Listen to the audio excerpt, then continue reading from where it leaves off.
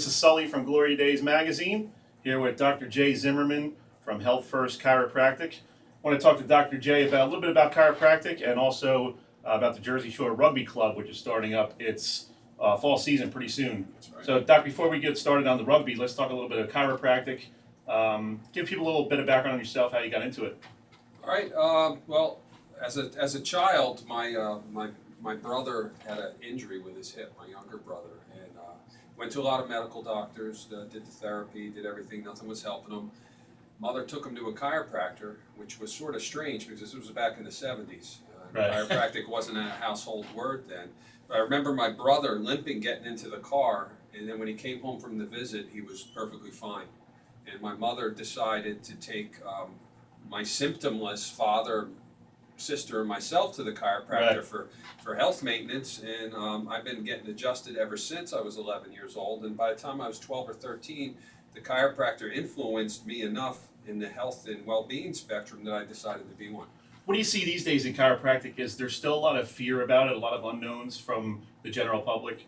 Well, the general public has fears and unknowns because they have no idea what's going on here. But anybody that's been to a chiropractor, there is no fear. It's what their perception is out there in media or on TV or in the movies. You know, everybody thinks that an adjustment's sort of like Steven Seagal. You think you're going to get your back cracked and walk out all crooked. And that's part of the problem too. Is the nomenclature.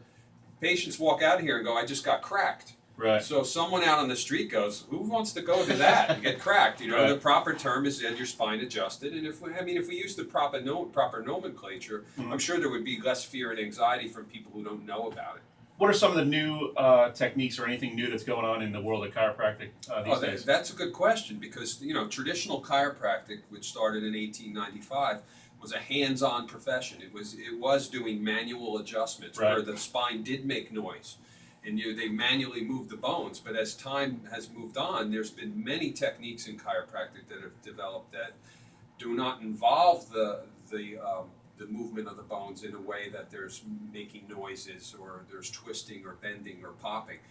There's a lot of instrumentation. I do a technique in addition to traditional chiropractic. I do a technique that involves an electronic impulse adjusting instrument. Oh, wow. And we use the instrument that it just taps the spine, bap, bap, bap, bap, bap, bap, bap, bap. And that motion is enough to go through the muscle to get the joint to move where you want it to. And there's no stress or anxiety, and people seem to love it. So here's your chance. Give us a quick promotion about Health First. Why should people come to see you? What do you have to offer? If somebody's in need for an adjustment or they're feeling some pain in their back, why should they come see Dr. J? Well, naturally, chiropractic is the number one choice for the relief of neck and back related ailments. I mean, it's conservative. There's no drugs. There's no surgery. It's the bottom rung on the conservative ladder. That's the first place you should start. Why should they come and see me? I've been in the business now of chiropractic for 30 years. So you should know what you're doing by now. I know what I'm doing. Whatever people have, I've seen it come in my office before.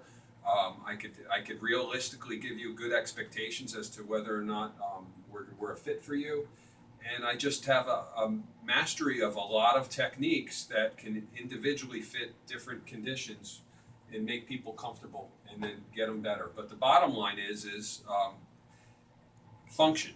If your body's not functioning properly, it has something to do with your spine being out of alignment. Right. Because the spine is the house of the nervous system. It controls everything. And chiropractic is a natural fit for that because we just improve function. We're not a treatment of symptoms or conditions. We're just improving function in the body. Now, tell our audience out there a little bit about rugby. Your last column was about the Olympics and how much interest that generated with the rugby, and you're in charge of the Jersey Shore Sharks. A lot of guys on this team have local ties, were pretty good athletes in high school. Mm-hmm. Talk about some of the guys that maybe we might know as who was a star in high school around here. Well, we've had some players that have come from all walks of life. I mean, I literally have state champion tennis players that decided to play rugby. I mean, how can you figure that out? Right. I've had track and field athletes.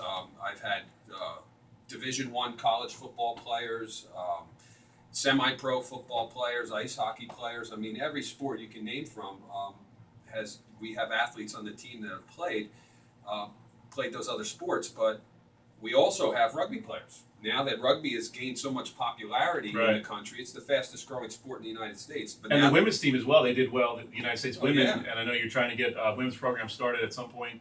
We're actually starting that. Yeah, we're starting right now to hopefully have it up in the next year. But awesome. But with the way rugby's growing and at that speed, and every college has rugby teams, and now the high schools have rugby teams, and we start here with a youth program. So by the time someone gets to my men's program, in theory, they could have started playing youth rugby with me at age 6 to 14, went to high school, played 4 years, went to college, played another 4 years, and they're playing men's club. And I'll tell you what really impresses me about these guys is the level of, not only level of athleticism, but just the toughness these guys have. I mean, it's a rough sport. There's no padding, no helmets. You know, you're out there for 80 minutes, and there's no timeouts really. I mean, you got to be in shape. You got to be tough. Well, and it's an interesting sport to watch. It is, and what you said right there sums it all up. It's not that it's a dangerous sport. Statistics have proven it. It's actually safer than football. That's why we don't wear pads. The concussion rate is lower, but a person to be a competitive rugby player has to have that mental toughness. They have to know going into the game at kickoff, you know what, this isn't going to feel that good. And I'm going to do my best to make it not feel so good for the other team, and we're going to win. And you have to have that attitude. Now, what do you guys have coming up? You have your home opener in October? Yeah, we actually start this Saturday with an away game. For the first time in my 30 years of being involved with this club, we have a 3-match away stand. So we have 3 games away. We're in Phoenixville this Saturday. The next week we're in Lehigh Valley, and the week after we're in Philly, and then the week after that we're playing a Binghamton, New York team at our home opener. So we'll get you the information on that on our Facebook page, facebook.com/AC Glory Days. Also check out Doc Zim's column every other Friday in Glory Days magazine, and you can also check out his columns on glorydaysonline.com. That's a few quick minutes with Doc J. Appreciate it.